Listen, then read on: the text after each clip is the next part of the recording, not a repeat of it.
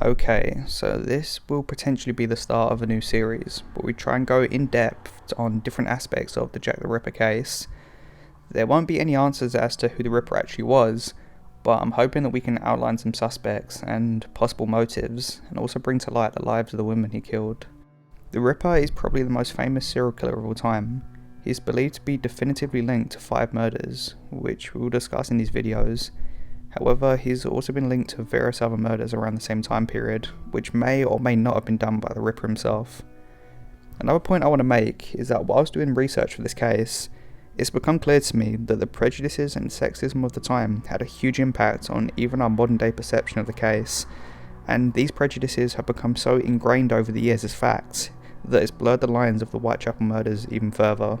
For example, in the podcast by Hallie Rubenhold called Bad Women, The Ripper Retold, Hallie goes in depth into the perception of women at the time, and how almost any woman who didn't fit into the accepted social model at the time could have been labelled a prostitute by police without any evidence of the woman actually selling sex, which becomes evident from the Polly, or Mary Ann Nichols murder, where the best evidence we have of her being a prostitute comes from a time where she didn't have money for the DOS house she was trying to stay in, and was last heard saying, quote, "I'll soon get my DOS money, see what a jolly bonnet I've got now." Many have inferred this as Polly selling herself for money. However, there are many other ways she could have earned this money. The fact she mentions her jolly bonnet also leads us to think she may have been pawning her bonnet for money, or even begging on the streets of Whitechapel. However, over the years, the narrative that Polly and many other of the women who were murdered were prostitutes has become fortified. As well as this, there was a large Jewish community in London at this time and a lot of racial tension, especially in the poorest part of the East End, which we'll go into more detail in other videos.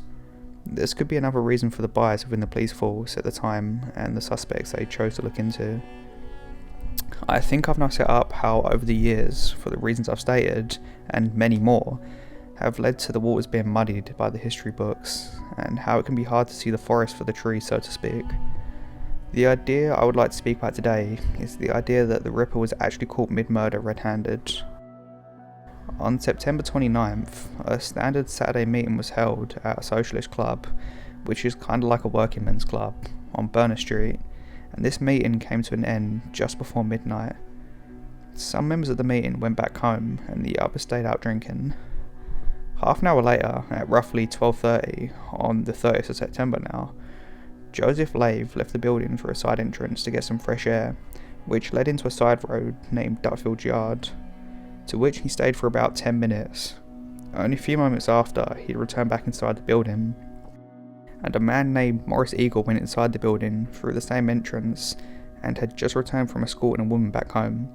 It's important to note that neither of these two men noticed anything at all.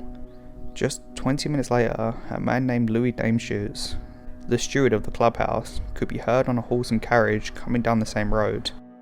As he turned into the Dutfield Yard, his horse veered to the right. Louis got off the horse and lit a match to see a woman's body laying on the ground.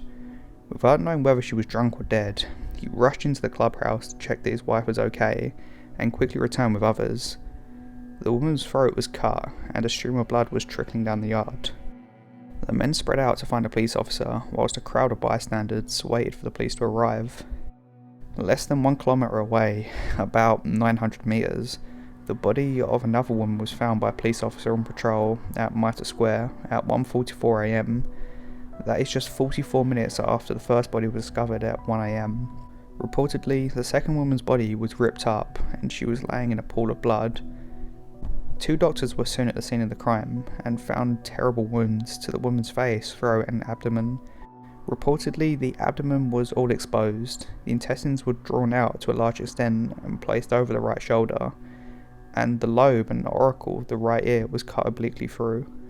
The doctors believed that this woman had died merely minutes before her body was located.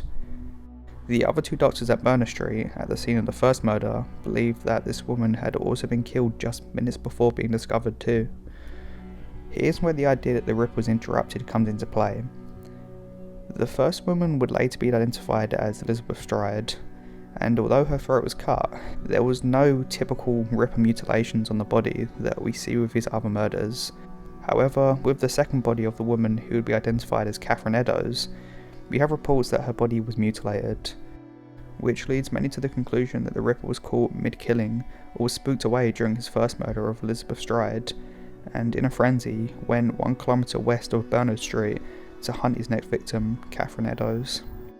The leading theory to this day is that Louis Deemschutz disturbed Jack the Ripper mid-murder when coming down Bernard Street and onto the road the Socialist Club was on, and due to the layout of the Dutfield yard, there's a high possibility that the killer was trapped within the yard, as the gate on Bernard Street was the only way in and out. It's likely that the killer escaped when Louis Deemschutz ran inside the Socialist Club to check on his wife, and by the time he'd returned with others, the Ripper had escaped, meaning the killer was likely only seconds and a few feet from being caught red-handed. Of course, all of this is merely speculation and guesswork. However, the chances of the two murders being connected, and the Ripper being trapped just feet away from the first murder site at Dutfield Yard, seem very plausible connections to be made. I think when discussing these horrific murders of Jack the Ripper, we sometimes forget that these incidents happened to real women, and it affected real families. The lives of these unfortunate women, and the circumstances that led them to being on the impoverished streets of Whitechapel, doesn't take away from them having real lives and real stories, and from many accounts, being very strong and resilient characters. If you'd like to see more videos like this, and more aspects of the Jack the Ripper case, then let me know. There's a few ideas I've got already. Thanks for watching.